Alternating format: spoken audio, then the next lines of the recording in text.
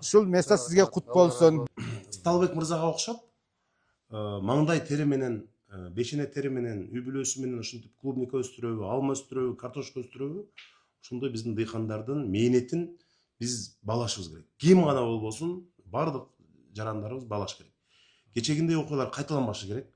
Мен шаардык милиция жетекчилиги менен дагы сүйлөштүм. Биз андайларга сөзсүз түрдө мындай мыйзам чегинде катаал чараларды көрөбүз.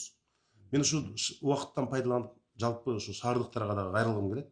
Биз баарыбыз бир шаардын тургундарыбыз.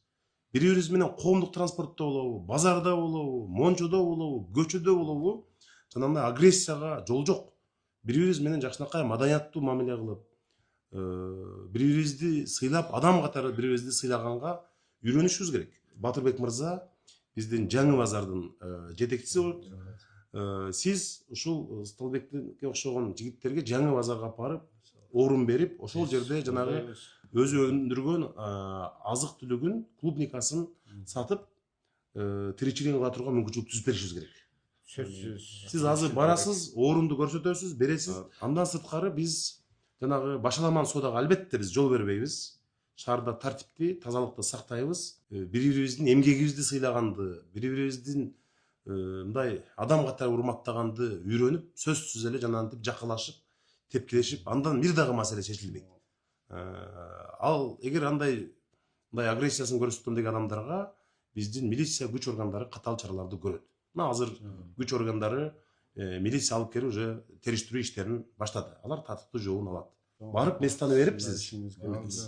Мынакей дыйкандар сизге окшогон мөмө жемиш сатып, мынол жерди мынакей бүгүндөн баштап сизге договор кылып, эртеңден паспортуңузду алып келсеңиз, паспортуңузга карап, даярдап, келишимди түзүп беребиз. Ушул жерден кааласаңыз кышын жайын ошо соодаңызды кылып иштеңиз. Сизге окшогон дыйкандарды мэрибиз дагы, биздин дирекция дагы дайыма колдогонго даярбыз. Ушул места сизге кут болсун. Мындан кийин бири бирибизди колдогонго жеткирсин.